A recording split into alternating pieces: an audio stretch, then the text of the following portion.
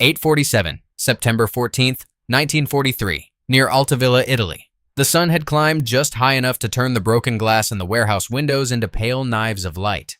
Inside, the air was thick with two competing perfumes, olive oil leaking from shattered Italian storage jars and the acrid bite of burned powder trapped in stone and timber. Spent cartridges lay underfoot like metallic seeds. For hours, the building had been a machine, breathing fire through its openings, chewing ammunition into silence. Then, in one abrupt instant, the gunfire stopped. Corporal Charles E. Kelly stared at his Browning automatic rifle and understood the meaning of that silence. The bolt was locked to the rear, seized by heat and fouling, the weapon driven beyond its intended rhythm. Outside, as the sound of German boots began to separate itself from the broader noise of battle, footsteps on rubble, quick commands, the confident approach of men who had heard an American automatic weapon die. In the corner, stacked among crates meant for an army, a small ration tin sat unopened. Ordinary, mass-produced stamped steel, an artifact of American plenty waiting patiently in a room where men were running out of everything. Altavilla was not a name that appeared in bold ink on grand strategic maps, but in September 1943 it became one of the places where the Allied invasion of Italy nearly failed. Operation Avalanche had put American and British troops ashore near Salerno on September 9th. The beachhead was thin, exposed, and for days it was hammered by German counterattacks designed to throw the invaders back into the sea before they could link up with the British 8th Army. Between 12 and 14 September, the Germans launched a concerted effort, pressing close enough in places that the fighting reached almost to the beaches. Men on the ridges above Salerno did not need to see the sea to know it was there. They could feel it as the last line behind them. Kelly belonged to Company L, 3rd Battalion, 143rd Infantry Regiment, 36th Infantry Division. The regiment had come ashore near Paestum and fought savagely in the Altavilla area, taking severe losses, while the fate of the beachhead remained uncertain. The official histories of units speak in the language of battalions and objectives. But the ridge fighting was carried by individual bodies, by riflemen whose names rarely survived the campaign, and by supply men who had landed to move crates, not to defend them. The warehouse where Kelly stood was not a fortress by design. It was simply where ammunition and rations had collected, where American abundance had been stacked high enough to become, under pressure, a target.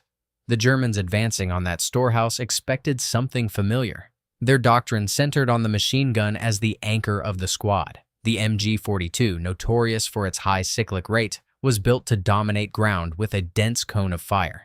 A U.S. wartime intelligence report noted German claims of rates up to 1,500 rounds per minute, while American trials reported not above 1,200 revolutions per minute.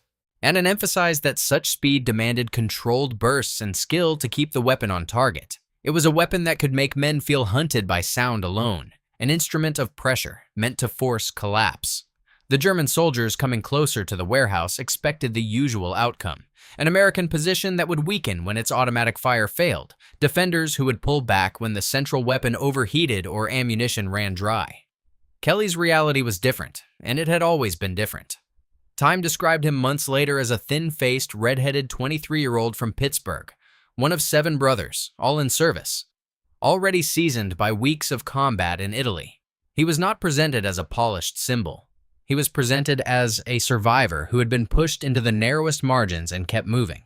The war had already taken time from him, sleep from him, and any illusion that the fight could be clean. In combat reports, he was credited with killing at least 40 Germans, and fellow infantrymen gave him a nickname that sounded half admiration, half disbelief. The public would later call it heroism. The men around him in Altavilla experienced it first as stubbornness, an unwillingness to let the enemy set the ending. By the time the warehouse fight reached its breaking point, it had become personal for more than one man. The Medal of Honor citation records that Kelly held the rear of the storehouse throughout the night, then returned to an open window position the next morning, a position where another machine gunner had already been killed and several soldiers wounded. That detail mattered. It means the room carried fresh proof of mortality, blood stains that were not yet old, the memory of a body collapsing beside the same frame, the knowledge that the window was both advantage and trap. The men who had been wounded there were not abstractions. They were the ones who had been chewing ration crackers hours earlier, the ones who had written quick notes and never mailed them, The ones who had been assigned to guard supplies and had discovered the front line had moved to meet them. Kelly fired until his weapon locked from overheating. Then, still in the same building, still under the same converging pressure, he found another automatic rifle and fired that one until it also locked. The citation does not use flowery language. It simply lists the sequence, as if documenting mechanical breakdown. But the human reality beneath it is exhaustion so deep it becomes narrow and sharp. A man reduced to immediate tasks, aim, fire, reload, assess, while the body begs for rest and cannot be allowed to have it. Time later captured the brutality of the pace with a stark image of movement between floors as heat and fire forced constant repositioning, a desperate improvisation inside a building that was turning into an oven. Outside, German soldiers advanced with the expectation that American firepower was a machine dependent on perfection, on clean parts, on endless ammunition, on doctrine. Inside, the Americans were learning a harsher truth. Abundance could still be finite at the wrong moment. Men began to count rounds by feel. A clip became a decision. A burst became a gamble.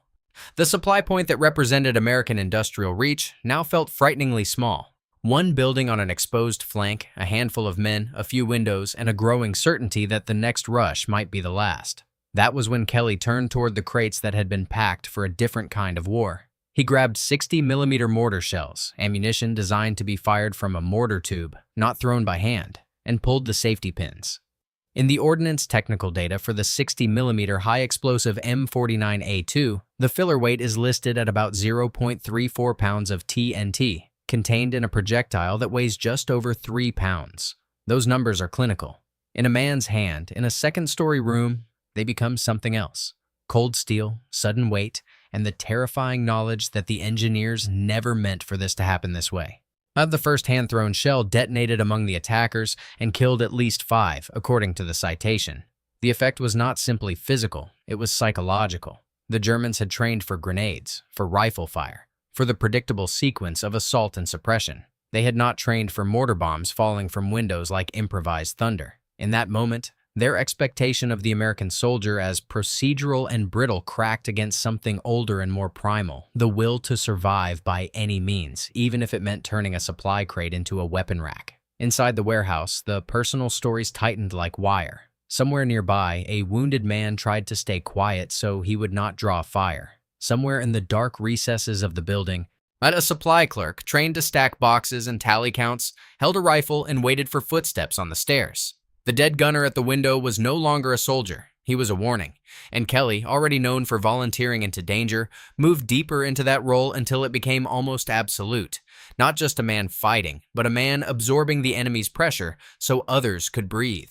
When evacuation became imperative, the citation records that Kelly volunteered to hold the position despite his sergeant's injunctions, covering the detachment's withdrawal. This is where the story becomes more than violence. It becomes responsibility. Not the romantic responsibility of posters and speeches, but the brutal kind, choosing to remain behind when others must leave, buying seconds with one's own body. Those seconds were not theoretical, but they were the difference between men escaping down a slope or being cut down in a doorway. From the window, Kelly loaded and fired a rocket launcher to slow the enemy. The bazooka, a simple tube with a violent answer, had an effective claimed range that varied by model. The early M1 and M1A1 were listed with a claimed effective range around 150 yards and maximum about 400 yards. In that warehouse, the range was not a statistic. It was the distance to the next piece of cover, the space a man needed to run without being seen. The rocket's backblast filled the room, and its explosion outside translated into time. Time for the detachment to disappear. Time for the enemy to hesitate. Time for one exhausted American to finally move. If there was a transformation in Altavilla, it was not that Kelly became a different man. It was that war revealed what had always been inside him, an instinct to adapt, to use whatever remained, to treat survival and duty as the same act. For the Army, the transformation was institutional. The citation preserved an episode too dangerous to teach as routine, yet too decisive to ignore. It acknowledged, without saying it aloud, that battlefields never follow manuals, and that sometimes the line holds because one man refuses to let it break. And through it all, that ration tin remains the quiet symbol. It represents the American promise that a distant factory worker, a rail line, a ship, and a truck convoy could feed a soldier on a ridge in Italy. The Germans advancing on Salerno sought to prove that democracy was soft, that abundance produced weakness. Yet the warehouse at Altavilla offered a different message. Abundance also produces endurance. It stocks the shelves with food and ammunition. It gives the wounded bandages. It places, within reach of a desperate hand, the means to hold on one more hour. In the epilogue of this fight, the most haunting detail is how quickly places forget. The ridgeline remains, stones remain, but the men who bled in that window frame became footnotes unless preserved by cold language on paper. The Medal of Honor citation does not describe the smell of olive oil and powder, or the way a man's hands shake after hours without sleep. It simply records actions, weapons, results, and official memory strong enough to outlast the building itself. And perhaps that is the larger truth Altavilla offers about freedom and ideology. Democracies do not always look heroic up close. They look like ration tins and ammunition crates, like tired men in dirty uniforms, like a sergeant trying to pull his detachment out alive, like a dead gunner at a window and another man stepping into his place. They look like abundance made practical, shared, issued, stacked, until, in the most desperate moment, even a mortar shell becomes not just a weapon, but a refusal. The gunfire stopped at 8:47, and the enemy heard weakness. What answered was not a speech, but the sound of a system, and a handful of individual lives refusing to surrender their future.